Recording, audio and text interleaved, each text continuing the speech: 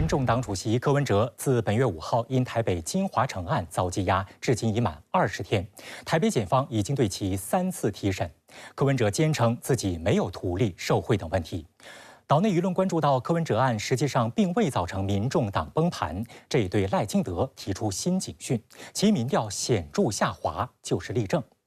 3审过后，柯文哲案有何新进展？当中包含赖清德怎样的司法追杀？柯文哲案后，白营和绿营的对立氛围已达到最高点。台立法机构新会期能否保持蓝白合态势，继续对绿营展开狙击？我们一起来洞察关键。9月18号，台北地检部门对在金华城容积率案中被羁押的前台北市长、民众党主席柯文哲进行了第3次提讯，旨在厘清柯文哲及其家人，包括其妻陈佩琪的资金流向。柯文哲在提审过程中坚称自己并未涉及任何图利或受贿行为。3周过去，台检联单位的调查没有取得任何突破性进展。此番台北地检部门在没有确切的受贿证据就能以涉嫌图利罪抓人，颇受争议。岛内有分析认为，图利罪就是用来整人的，被整的人即使最终被法院判决无罪，检察院、法院也可全身而退。但对于被整的人而言，其政治上的损失则难以估量。即使一些深绿支持者也指出，当前存在先知行后找理由的做法，有明显的法律程序问题。2015年，柯文哲就任台北市长期间，曾企图用图利罪整治马英九任台北市长时的旧案。10年不到，他自己因同样罪名锒铛入狱，挤在看守所3人间的狭小空间里，热得只能穿4角裤入睡。柯文哲在金华城案调查中，历经无保请回、检方抗告、发回重审、羁押禁见4个回合，节目效果拉满。捉放之间，并不是台北地检部门提交了什么新证据，而是台北地方法院换掉了审理法官。这位新法官吕正业曾公然标榜自己是绿色法官。早在2013年，吕正业竟曾因审理案件时严重违反程序规定而遭到罢免。法官怎么可以有任何的颜色之分？希望法官能够秉持这样的原则，司法公平，勿枉勿纵，不要预设立场。事实上，台北地检部门在侦办柯文哲所涉金华城案过程中，屡次发生泄密事件，多家亲绿媒体透露案情，操弄舆论，引发岛内痛批绿检媒一体。按照这一链条，检方将侦查中的敏感信息泄露给特定媒体，后者利用这些信息攻击民众党，而作为回报，这些媒体随后获得由民进党当局颁发的标案回馈，形成闭环。社会大众搞不清楚，到底是记者又在写科幻小说，还是台北地检又在放话带风向？就是检察官泄密，他们过去用这个方式来对付马英九更严重。他把所有的录音带的东西交给同样的《镜周刊》。台北地检所检察官其实不但可恶，而且可耻，又喜欢说谎。就在柯文哲被检调约谈的同一天，赖清德公布了7位岛内法官提名名单和司法机构负责人的人选。该名单争议满满，尤其是曾担任赖清德竞选负责人的姚立明被提名为司法机构副手，让岛内法律界炸开锅。姚立明有着政治变色龙之称，曾帮助柯文哲成功竞选台北市长，却在新一届选举中倒戈民进党阵营，被赖清德视为能帮我打败柯文哲的选战心腹。这一任命被外界痛批，所谓的法官团队直接成了赖清德的个人律师团，民进党的政治打手院，辅选功臣的政治酬庸院。国台办日前批评，赖清德是在追杀不认同台独、不认同民进党的异议人士，操弄司法，公器私用。赖清德正在排除台独路上的所有障碍。他的政治生命一旦凋零，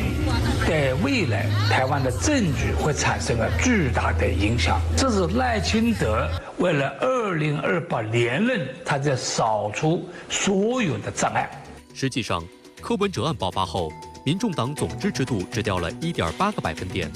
分析认为，这说明柯文哲的支持者群体增加了新的生力军。不过，从民调也可以发现，原本最挺柯的年轻族群出现松动。为此，民进党正在积极争取民众党流失的支持者。但有绿营人士评估，这个难度非常高。柯文哲被羁押后，会否影响到台立法机构蓝白合共同狙击绿营，也引发关注。有岛内声音认为，国民党方面目前正保持微妙平衡，既不能公开抨击柯文哲，因为这可能会破坏未来的合作机会，但也不能过分袒护，以免引起中间选民的反感。对此，有国民党籍民代予以驳斥。从来没有什么两手策略设防火墙，或者是风向转变的问题，这些都是有心人士的恶意放话跟媒体的臆测，企图分裂国民党跟在野党的团结。9月18号，台立法机构开启新会期，国民党主席朱立伦就表示，国民党将在立法机构继续推进蓝白合作。台北市前市长、民众党主席柯文哲目前已经被台北地方检察部门3度提审。柯文哲呢并不认罪。赖清德在接受电视专访的时候宣称，鼓励检调单位积极的查弊案。岛内舆论就认为，那赖清德在进行政治追杀的时候，明显在干预司法。你有什么观察？现在的话呢，就是说台湾老百姓最担心的就是说他那个法治会突破底线。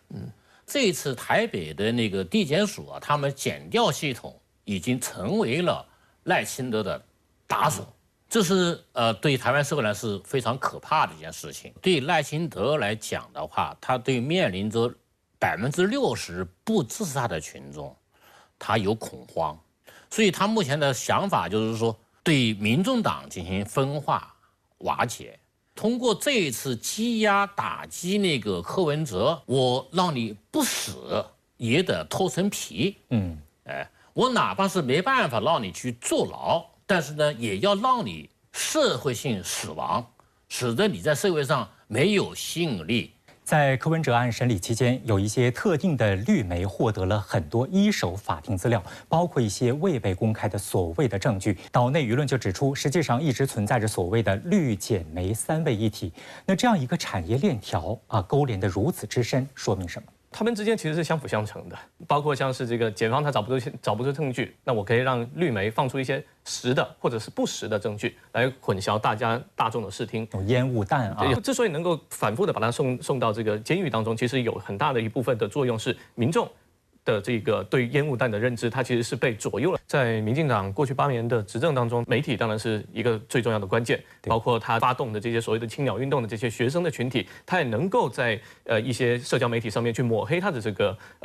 政治对手。包先生，你看之前政治追杀郑文灿，现在呢是柯文哲。其实外界认为这都是2028对赖清德非常有威胁力的人物。那么在国民党内部，目前来讲还没有谁成气候，您这么看吗？我想，接下来国民党会逐渐推出一个有力的竞争者，那一定是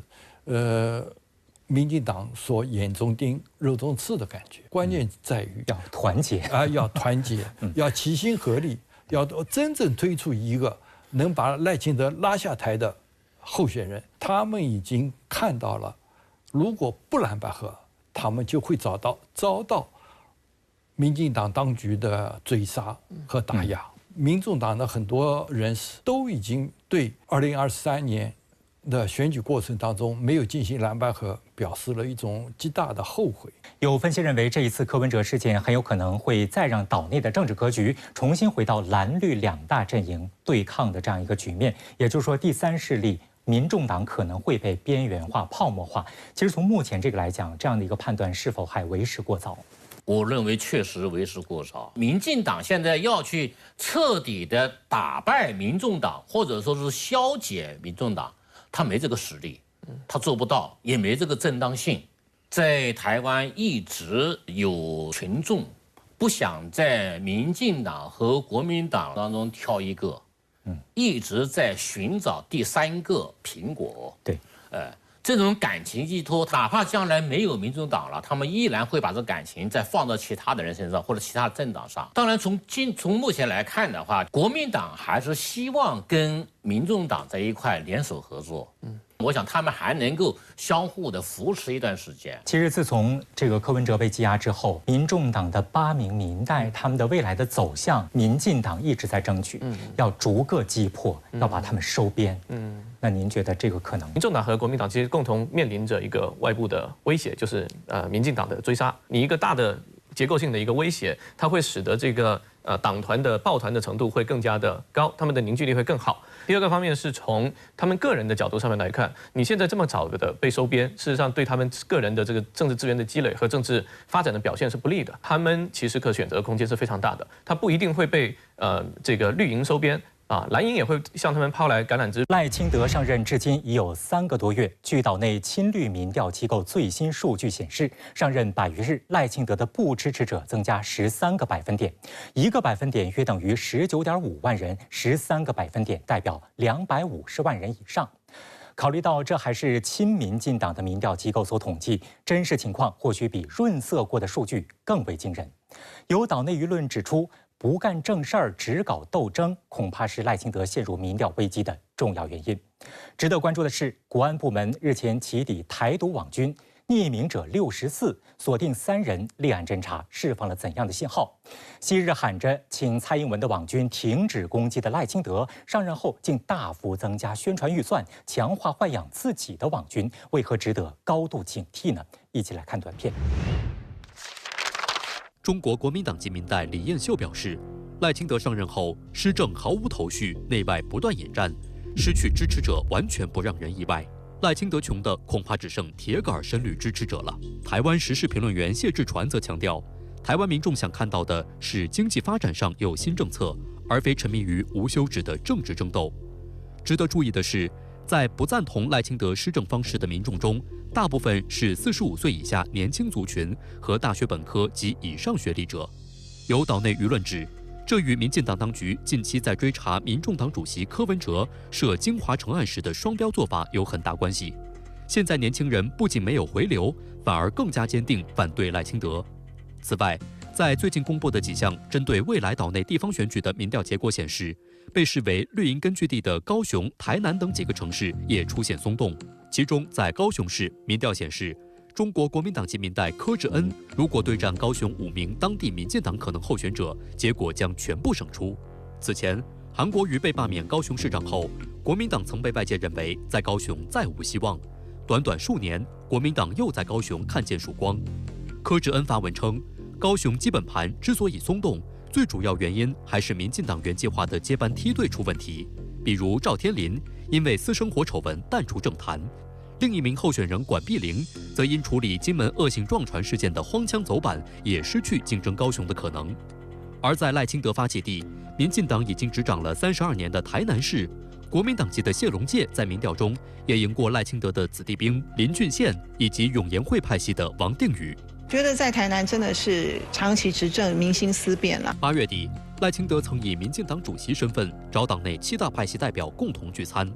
赖清德还定下每2个月要开一次派系聚餐会。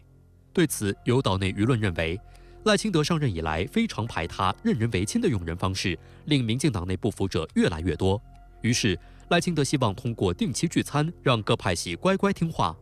值得注意的是，最近的一次参叙却传出有12位绿营民代缺席，这让赖很没面子。据爆料，赖清德特意向各派系保证，未来的政治分配不会是他一人说了算，这相当于在公开示弱，以此换取各派系支持。分析认为，以赖清德的做事风格，每次示弱基本都是他真弱的时候。值得注意的是，今年以来，一个名为匿名者64的黑客组织，针对大陆和港澳地区频繁开展网络攻击，颠倒黑白，散布谣言。对此，国家安全机关立即行动，深入调查确认，匿名者64组织并非普通黑客，而是由台独势力豢养的一支网军。目前，国家安全机关锁定了实施相关网络攻击活动的台湾人员身份信息，其中包括台湾资通电军现役人员罗俊明、洪立奇、廖维伦。国家安全机关已依法对3人立案侦查。匿名者64组织的真实背景是台湾资通电军下属的网络战联队网络环境研析中心。所谓资通电军，是台当局于2017年6月建立的所谓第4军种，直属于台防务部门。一经成立，便对大陆大肆开展各类网络渗透破坏活动，是危害网络空间安全的毒瘤。据报道，其主要承担电子作战、信息作战、网络作战及军线维护管理等职能，员额数约6000人。据介绍，台湾资通电军的网络战联队在全台有多处据点，同时也注重隐身于民间，例如利用各种伪装身份，或者在民间设立公司作为掩护单位。有消息透露，台军为网络战高手也会放长线培养，因为网络战战士的年纪越小越好，接触外界越少，心思单纯，越能专注网络世界。该组织成立以来，已在社交媒体上发布70余条动态，用所谓战果博人眼球，吸引流量。曝光的攻击目标涉及户外电子屏幕、自动售卖机、网络电视等联网设备，以及新闻媒体、航空公司、大专院校等门户网站等。但经过国家安全机关核查发现，匿名者64组织展示的战果大量注水、夸大其词，被攻击的网站大多是山寨版的假官方网站或长期无人关注的僵尸网站，更有甚者是该组织通过 P 图等方式制作而成。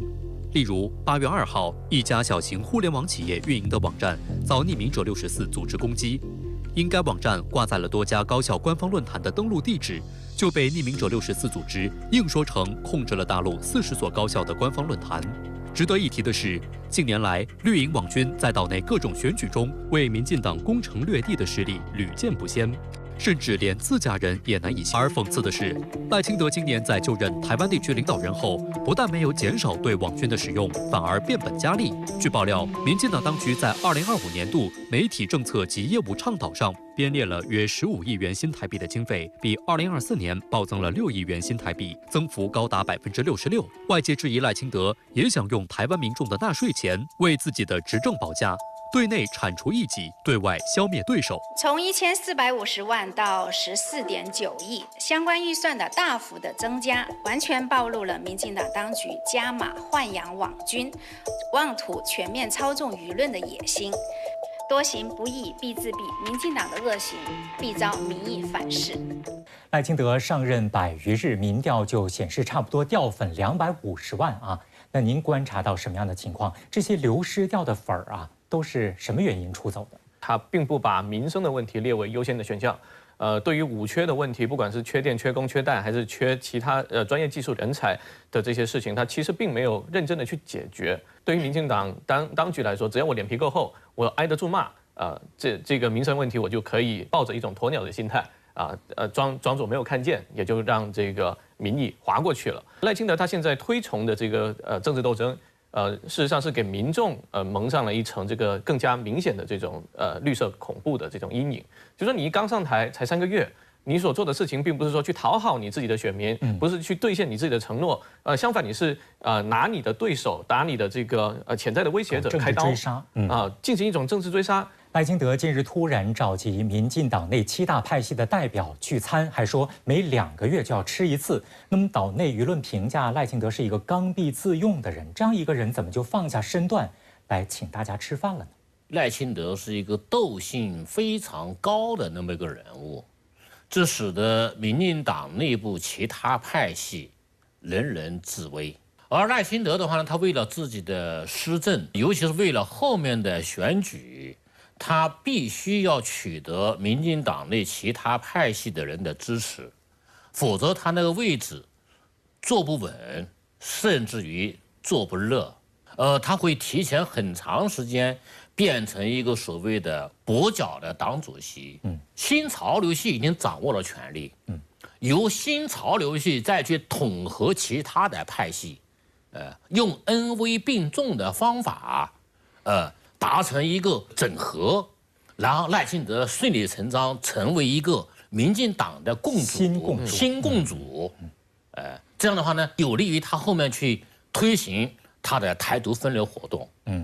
所以他请这些人吃饭是政治目的性是很强的。那目前这民进党7大派系能够受到蔡英文影响的有哪些吗？赖清德他最主要的目的是想让这其他除了新潮流之外的其他派系向他投诚，向他服软，需要让他们进行一个表态。其实当时我觉得蔡英文之所以没有参加全代会，其实有另外一个可以解读的地方是，他想要以退为进，他想保全英系的某一些他的得力的干将。但其实，在后来的结果显现出来的是，赖清德根本不买账，他的很多行为是短视的，他必须要去根除他自己的眼中钉，根除他未来的一些竞争的对手，不管是党内的还是党外的。但真正的有多少人对他这个阳奉阴违这又是另外一个需要去关注的事情，因为这个其实涉及到他想要做共主，但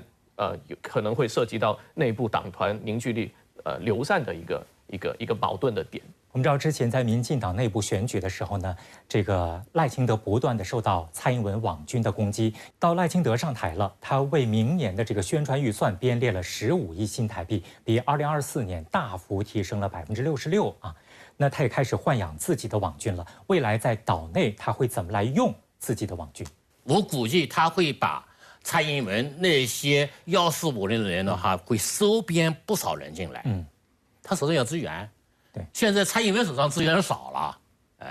而且这些网军的话，说实在话，基本上就是有奶便是娘，没有说我一定要为那个蔡英文服务。我们会用正义的力量，用事实的力量来进行反击。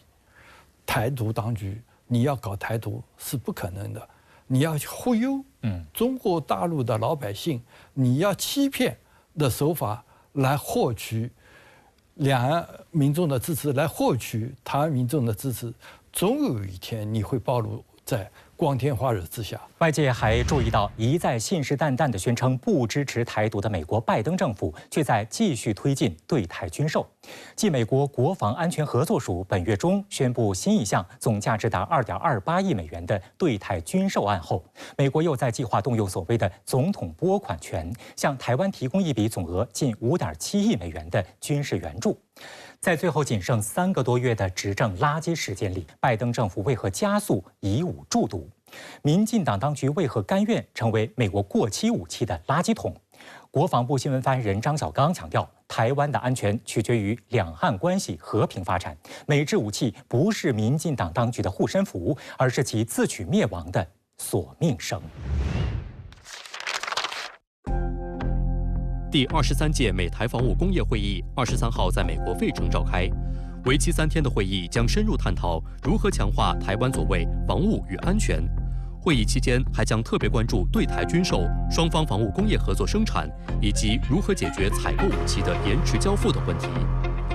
就在这次会议召开的前一天，26家美国无人机系统和反无人机系统制造商代表扎堆抵达台湾，与台湾方面无人机业界人士共同探讨所谓美台合作生产无人机事宜。值得注意的是，这次活动的居中协调方是美国在台协会，牵头带队的是美国商务部、美国国防部派员随行。据披露，26家厂商窜台所谓寻求合作，实际是寻找配件供应商和代工厂。深圳卫视注意到，臭名昭著的弹簧刀自杀式无人机的生产厂商宇航环境公司也在访问之列。去年5月，宇航环境公司曾赴台访问台湾地区专门负责军事技术和武器研发的中山科学研究院和相关无人机企业，讨论台湾无人机的研发和生产状况。今年1月，中方决定对该公司实施制裁。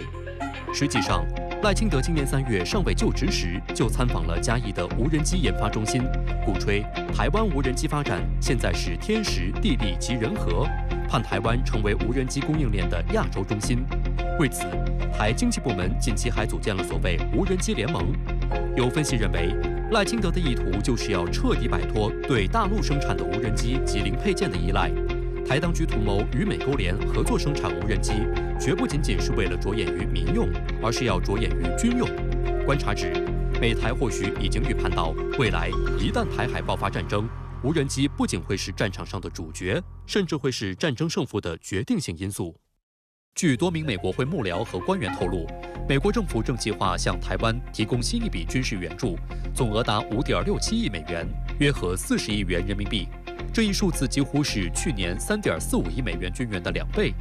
美方声称，新一笔军援将向台军提供包括训练、军事库存、反装甲武器、防空和多域态势感知项目，包括无人机及所谓不对称战略的关键。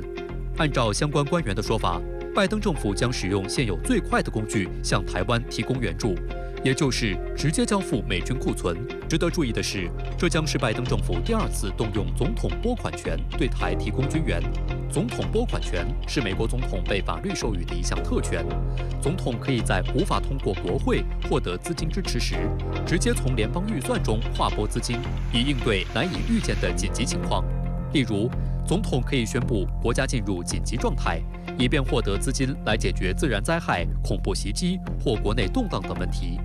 而具体到此类涉台军援，则意味着拜登政府将绕过所有阻挠程序，令五角大楼立即从军火库中调拨一批武器装备，直接对台军售。去年7月，拜登不顾中方警告，首次动用总统拨款权，批准向台湾提供价值3.45亿美元的军事援助，包括军事装备、军事教育和培训等。当时，从民进党当局到台防务部门，再到绿营媒体，纷纷对美方举动大呼欢迎和感谢，高调宣称实现重大突破。不过，9月11号，美国国防部发布了一份盘点追踪攻台军备的报告，披露美军未妥善处理有关物资，导致台军去年12月收到了2批根本无法使用的物资，包含严重过期、包装混乱的弹药，以及潮湿发霉的防弹背心。也许这一经历过于令人尴尬，对于新推荐的这批军援，台当局不再表现得喜出望外。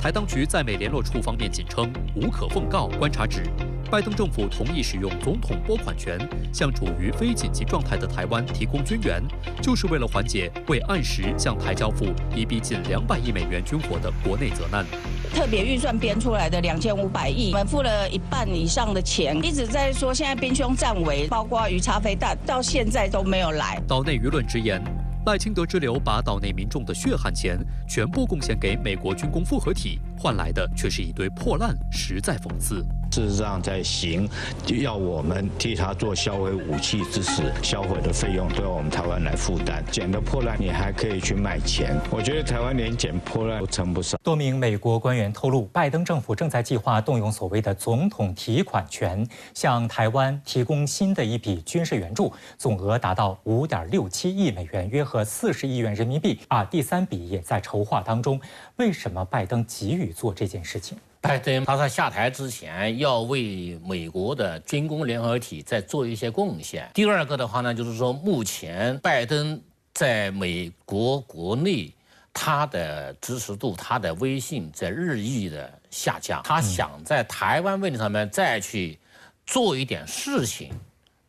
以挽回他在美国国内的所谓的声望。这些武器送过来，应该来说会进一步的制造台湾老百姓对两岸关系的焦虑感，给台湾当局又再一次的发送了错误的信息。拜登政府自从上台以来，总计对台军售正式的军售是16轮